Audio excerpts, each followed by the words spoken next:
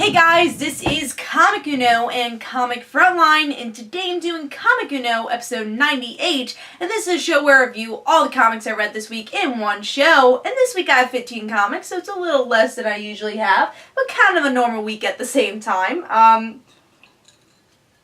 So let's get started. Let's go to worst pick of the week to best pick of the week. What was number 15? Worst pick of the week this week was Planet Hulk issue 1, which I'm a little disappointed about. I was looking forward to Planet Hulk. I've been really liking Dugan's run on Hulk, and I think it's Sam Humphries who's writing this one. I liked his Legendary Star-Lord. But it's a shame because this issue is not much of a Hulk issue. There's not a lot of Hulk here, and that's what I was expecting. And we get to see mostly Captain America looking for Bucky, and then like towards the end of the issue, you get some Hulk stuff. But at that point, it's just like, I don't care. Like, I wanted this, like, as the issue was going on. So I feel like it just didn't explain the world that well. It was just really weird. I want to learn more about the Hulks. I want to see different versions of Hulks, and that's what I was looking for, and I just didn't get it with this issue. Artwork was pretty good, though, for the issue. Again, it was just a story that really disappointed me, because I was looking forward to this one. I will give issue 2 a try, because again, we did get some of the Hulk stuff towards the end, so hopefully we'll get to see more story with that in issue 2. So I will be getting issue 2 to really give the series a full try. So Planet Hulk issue 1 for me got 2.5 stars. Alright, moving on to number 14, which is the New Teen Titans issue 2. This is another one I was really disappointed to see this low, because it was like towards the middle of my list, I think for the first week that it came out. And then this time it was a big disappointment, because most of the issue is them deciding what do we do with these unknown villains that no one knows about from a different universe, and they decide in the end, alright, we won't fight each other. But it took them so long to decide this. And also, I thought the first issue had so many more character moments than this issue. Like, yeah, it had some character moments with Beast Boy and Cyborg, some forced character moments with Starfire and Dick Grayson. I felt like they just did it to have, like, a big ending. Because that was kind of forced. Because Starfire acts in the middle, is like, hey, I think we gotta talk about our love. It's like, what? Cyborg's kidnapped right now. Why are we talking about love at this moment? So yeah, it was a weird issue. Again, it took so long to get to a point where most issues take 2 pages to do, and there was just less character moments than that first issue. So Convergence Teen Titans issue 2 for me gets 3 stars. I was a bit disappointed with this one. Alright, moving on to number 13, which is Convergence Wonder Woman issue 2. This is an okay issue. I really enjoyed issue 1. I thought it was really a pleasant surprise. I'm not a big Wonder Woman fan, but I like the cliffhanger. I like what they did with Steve and with Diana. But here, it just dragged a lot. It was interesting to see the vampires versus Diana, and there's a really good moment with Steve and Wonder Woman where Steve becomes a vampire and saves Diana in the end, and he dies because of it. And I like that part, but it takes so long to get to that part. It's just a lot of babbling throughout the issue. It's like, oh, I'm gonna defeat you, and I felt like there should have been more emotion. There wasn't as much emotion as I wanted, and the vampire stuff just kind of got boring really quickly. But again, not a bad issue, it's just an okay issue this week. And it wasn't as good as issue 1, so it's that disappointment level for me. So Convergence Wonder Woman issue 2 gets 3 stars.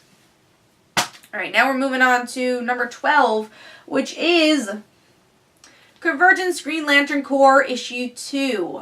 So I actually like this issue. Now we're getting into the okay level. These are not bad comics, it's just, you know, didn't make it to the top. But yeah, Convergence Green Lantern Corps, why I think it's a bit lower is more of connection to characters. I didn't read Green Lantern at this time, so there's less connection, but I thought they did pretty well with Guy Gardner as a character. Him not having the Green Lantern ring for most of the issue, but still having the willpower to do something, and I do this because he had a bat to, like, slam the villain. I think also what was a disappointment though, it felt like a long journey throughout the whole issue. It's like, let me go here, let me arm wrestle, let me go here now. So it's a bit of a longer issue and a lot going on, a lot of moving to places, which I thought was a bit unnecessary, but it was cool to see Jon Stewart Hal and Guy kind of act as a team again. We haven't seen that in a really, really long time. I would say before New 52, right before New 52, we saw them.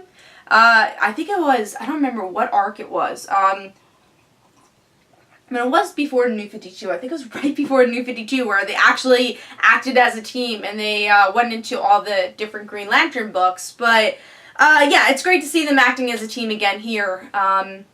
I give this issue a 3.5. Again, I think it's just a bit lower because of the connection I have to these characters at this time, but it's still a well-done book. So Convergence Green Lantern Corps, issue 2, gets 3.5 stars. Alright, now we're moving on to number 11, which is Convergence Adventures of Superman, issue 2. This issue was pretty good. I like the issue. I think what I didn't like about it, though, was the villain. And you're going to hear that a lot with these issue 2s of Convergence. And that was my complaint in issue 1. I'm like, I don't know where issue 2 is going to go, because it's mostly a fight with villains that have no connections to these characters. And by the end, you know, Clark and Kara, they have to fight gorillas. But the emotion impact with Kara wanting to save Clark this whole time, I thought was the best part of the issue. Kara says, I know I'm gonna die, but I have to have Clark live because he's gonna be the hero of the story, not me. But at the same time, it's Kara hiding the secret from her cousin, and her cousin knowing something's wrong. Say, oh, what's wrong? It's like, oh, you know, just a lot going on here. So those character moments definitely made the issue, but again, what dragged down the issue was the villains and the fighting, and that does drag down the issue a lot, because that is most of the issue. But there are some really good character moments that I do think this issue is worth picking up for. So Convergence of Adventures of Superman issue 2 gets 3.5 stars. Alright, I think we're up to number 10. Yes, we are up to number 10, which is A-Force issue 1. Yeah, I'm guessing you thought this would be a bit higher. Not a bad issue. I think this book has a lot of potential. And there's some good cliffhangers here. I like the cliffhanger. I'm hoping it's Kitty Pryde, but I do think it's a different type of character. Let me show you that picture here. Like the cliffhanger. And I also like, you know, all-female team. It's a good rouster. It's cool to see that. And it's cool to see the rules of the battle world, like where you can't go, where you can go. But what I don't like about this issue and what took me out so much here was that it felt like a middle of a story. It felt like these characters knew each other forever. And yes, I understand that's the concept of Battle World. And Secret Wars is that they pretend like they were in this life forever, but they didn't explain it well, and maybe because the main title doesn't explain it well, but I think for a first issue of these tie-ins, especially a big book like A-Force, which is going to continue after Secret Wars, and people might pick up and trade and be like, what's going on here? I think they should explain a bit more that they're part of this different world, and their memory's foggy, and like how they got together as a team. I thought a lot of that should have been explained in this issue and just wasn't. Like, two characters that I've read a lot of books from, or at least one character, and another one's just relatively new, and I read pretty much all our books, but Miss America, who was part of Young Avengers, the newer Young Avengers, and then Nico was part of Runaways. They were like best friends in this issue, and Nico was super upset that Miss America had to get arrested in this issue, and go to another place. She was crying, she's so upset. But, like, previously before the series, they did not have a friendship. So I want to see, like, where did this friendship come from? And again, I know that this world has been going on forever here, or at least they think they were. But that's something I think they should have explained. Because the emotion just felt kind of weird. I'm like, oh, okay, she cares a lot about that person, but they've never interacted before this. So I wanted to see more from that. But I do think this book has a lot of potential. Again, a good rouster. I just think they need to explain a bit more with the issue. So A-Force issue 1 for me gets 3.5 stars. Moving on to number 9 is Convergence issue 7. Now, issue 6 I was very impressed with, because finally they weren't talking about Earth 2. They were getting into the meat of what Convergence is about. It just took them 6 issues to do so. And with this issue, I think that's what brought this issue down, is that it focuses so much on Deimos. He dies in this issue, and, you know, world's still ending, world's still not colliding or colliding, whatever they're doing. The realities are ending. That's what happens in the end of the issue. We know that's going to happen. We knew that since the beginning. But yes, Deimos dies in this issue, so What's the problem with that is that we never really knew much about him. Telos we learned a little bit about throughout the series, so instead of concentrating on Earth 2, and I guess you'd concentrate on Dick Grayson, why the hell did you not concentrate on these villains? Make us care a bit more of these events? And that was the biggest problem with Convergence issue 7. But what I liked about the issue, again, is seeing these heroes come together, fight for the same cause, and also the artwork was pretty good too. So I enjoyed the artwork for the most part. I enjoyed like seeing images like this, seeing all the versions of Supergirl, Martian Manhunter. That was the cool part. But again, something we really need to see is the Deimos and Telos having better backstories for us to care about these characters a bit more. So Convergence issue 7 gets 3.5 stars. Alright, we are moving on to number 8. Which is Convergence Flash, issue 2. Not a bad issue. I enjoyed Convergence Flash for the most part. He defeats the Superman from another world, could read his mind, and he's saying, oh, you know, something in you makes you feel unsatisfied. And of course it means he's gonna die soon, because this is right before Crisis of Infinite Earths, and also describes that Iris was from the 30th, I think I'm saying that right, 30th century, and he has to make a decision, like, oh, what do I do with my future? Like, I don't know what's going to happen, and of course he is going to die soon, and we know that. But what I wanted with this issue, same thing I wanted with Speed Force, is that I wanted the Iris and Barry happily ever after. The first issue concentrated so much on not being with Iris. Why the hell not, when the dome is closed, go to Iris somehow, or try to go to Iris? I understand there are different timelines, but try, try to say, oh, I'm gonna hunt for Iris. Finally, the dome is down, and I can do so. But yeah, I thought that was a bit weird that they didn't, even try to do that, both in Speed Force and this issue. So that was the big disappointment towards the end. It felt a little unsatisfying, but I actually thought the Superman character was a good villain against Barry, and again, compared to the other Convergence books, it was a bit better and a bit connected. So overall, Convergence Flash, good artwork, not as good as the first issue, but still okay issues. So 3.5 stars for me. Alright, I think we're up to number 7, which is Daredevil, issue 15.1. Not a bad issue. I think it's a bit on the expensive side, and that's why it's a bit lower. But not a bad issue. It's more about Matt Murdock creating his book, remembering a case he once did, which the first story is really interesting actually, is like remembering his first case, and that, do I choose the law, do I choose to be a vigilante, and it's exploring that. But then the second story was a bit on the boring side. It was just like this street level thing, and he goes back to Karen, and I feel like they just did that to connect it to the Netflix show. It's like, oh, Karen Page is here, and she's in the Netflix show. So I felt like that was a bit of a cop-out. Especially since I'm a Kristen McDuffie fan, so I'm like, I don't really care about Karen.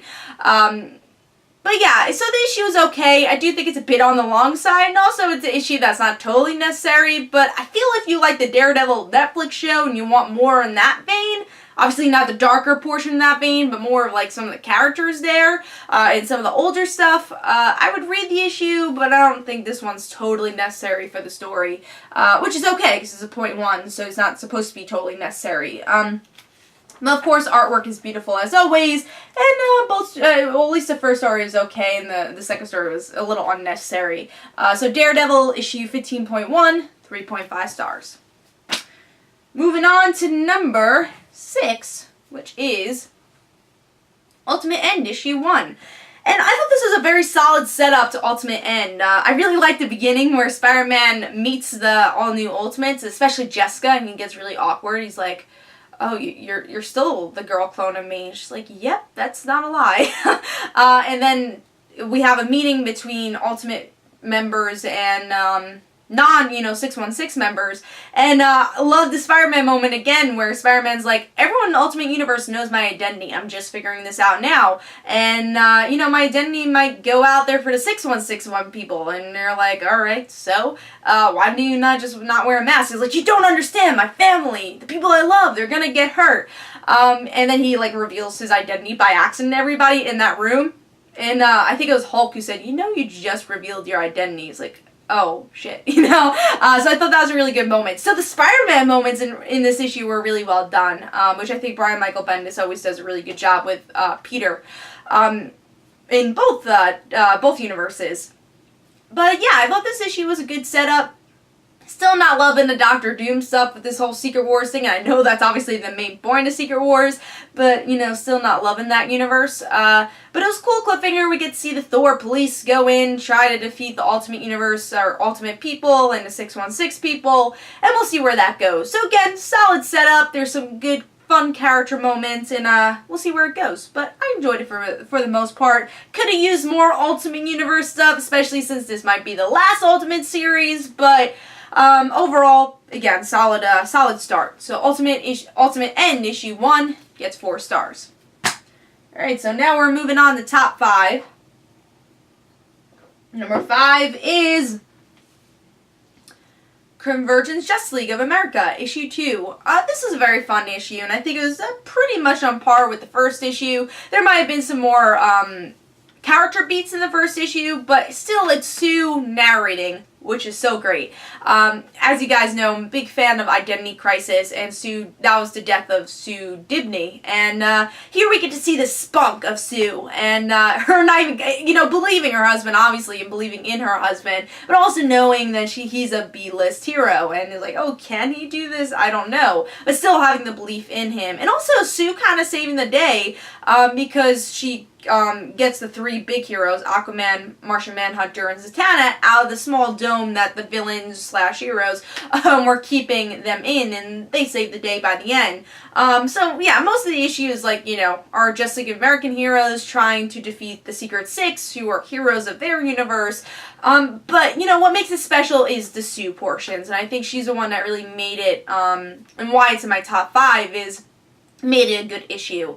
Yeah, and if you just like seeing C-list heroes really make it to the top, or, you know, B-list heroes make it to the top, I think this is just a fun issue, and definitely one of my favorites from the Convergence tie-ins. So Convergence Justice League of America issue 2 gets 4 stars from me. Alright, moving on to number 4, which is Guardians of the Galaxy issue 27. Good to see that this series still is on top.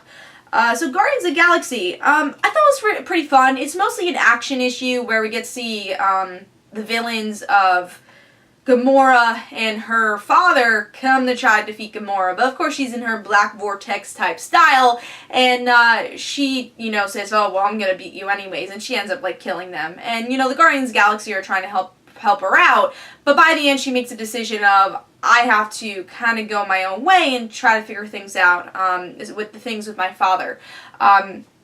So that's her path. And it kind of feels random until the end where Kitty says, you know, I've been part of this, you know, I've been part of the X-Men for a really long time, since my bat mitzvah. But you know what happens? People go, they gotta deal with personal stuff, it happens, and they'll come back. And, you know, I felt like that, putting in that perspective made so much sense. Before I was like, she's just leaving, this is so random, but the ending really made it, you know, interesting, a story, and made sense that Gamora left, even though, yeah, it felt random, but yeah, she has to deal with her personal stuff, and then she'll come back to the Guardians. So, yes, this is an action issue, and I do have complaints that it goes into Secret Wars, we don't know what's going to happen next, but overall, I thought it was a very solid issue, and one of the better issues that came out this week. So, Guardians of the Galaxy issue 27 gets 4 stars from me. Alright, moving on to number 3, which is Uncanny X-Men, issue 34. Very, very solid issue, because finally they're dealing with the Dazzler and Mystique story. So Dazzler just gets revenge on Mystique, and it's really fun the way they do it. It's a very spy way, and we get to see that Dazzler does join the S.H.I.E.L.D. again, and, you know, trying to get the trust of Maria again. She even sings. I thought that was really cool to kind of celebrate. She goes back to the mic and sings to everybody. And by the end, we get to see the Uncanny X-Men students decide that they don't want to be X-Men anymore. Not saying they want to be villains, but they just want to be something else. And supposedly in Uncanny X-Men issue 16, we'll find out what that something else is. And we'll find out in September what this is, what this team's going to be, and everything else that's been a cliffhanger thus far. But yeah, honestly, I thought this was a very solid story. I'm a big Dazzler fan. I've read the 80s series when I was getting into comics and getting like my own collection. I read a lot of the Dazzler books. I think she's a really fun character. Maybe a character that's been mishandled over the years, and you know, Marvel Universe doesn't, or Marvel itself doesn't really know where to place her because she's like this 80s hero. But I think they've been doing a good job. I still don't like her little pop look going on for her.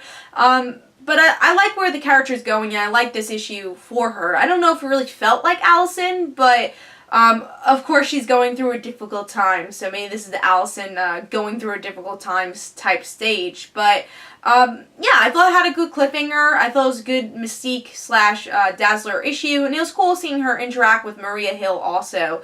So Uncanny X-Men issue 34 impressed me. I thought it was a very solid issue, and of course very excited to see where Brian Michael Bendis takes this for his last issue.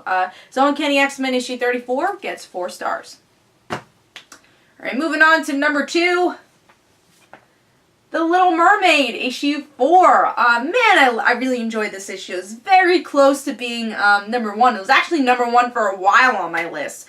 I think Meredith Finch, I mean, she just does a wonderful job with this series. And this has been definitely her best I've seen so far. This is honestly probably my favorite miniseries from Zenescope I've read. I mean, I am a newer reader of Zenescope. I've been reading maybe for 2 years now. And I've been reading books here and there. But yeah, really enjoyed this book. We get to see Erica finally escape this kind of prison science lab, and also Erica's parents trying to figure out the way to save her and kind of save their romance in a way. And the artwork is just so beautiful, and it's interesting to see Erica's powers. She has like this super strength power. She could, you know, use her sonic waves to see things. Look at this beautiful artwork. But yeah, I thought it was just a really well done issue. I've been totally enjoying Little Mermaid. Such a wonderful read, and if you're not picking up the series, it's so worth it. So issue 4 for me gets 4.5 stars. Really well done issue. So what was number 1? Number 1 for me was Spider-Verse issue 1. This, you know, the story just really impressed me. You know, at first I was like, you know, they kicked out May. How do I feel about this? But from the opening lines, which I just will read you here, I just have to. It's such good opening lines. It's like, oh, alright, you got my attention, especially with Gwen. You ever notice all of a sudden that you've been walking around singing a song under your breath like a crazy person? That happens to me all the time. Even crazier, as soon as I notice it, I can't really remember the song anymore. The drums stick in my head though, the solos especially. I can feel them in my bones. I said, whoa. That's a great way to open up this this book. And there's so much great narration throughout the book, but it's just, you understand what's going on in this world. In a lot of the Secret Wars books I read this week, it was like, alright, we're in the middle of a story, what's going on here? I have no clue. We'll figure it out as it goes along. But Spider-Verse established that these characters know they've been in this world, but they have a fuzzy memory. They're like, and I love, honestly, I think it was the Indian Spider-Man, which I hope I can find out his official name, but the Indian Spider-Man, he says, now I lost my train of thought, but he said, I totally lost my train of thought. Okay, but he said something about memory, and I really, it was like, oh, he said it was a dream. And I you know, honestly, the narration here was just so good, and again, the way they described, and I feel like now I'm part of Sparta Secret Wars. I wish I could find out that line. Sorry, guys. Alright, anyways, so I really enjoyed that, it explained the world a bit more, so that's what I enjoyed about it. And also the way they interacted, or, you know, interweaved all the characters were really well done. You know, I'm not gonna say I love all these Spider-Man characters. At first I'm like, oh, Indian Peter Parker, okay, like you introduce him in Spider-Verse, why should I care? British Peter Parker, why should I care? Anya, I've always liked her character. Spider-Ham, why should I care? But they make you care about each and every one of these characters here. And I mean, that's how you make a first issue. And then the twists and turns throughout this issue. We get to see Norman Osborn know that Gwen is still alive. Damn, that's good.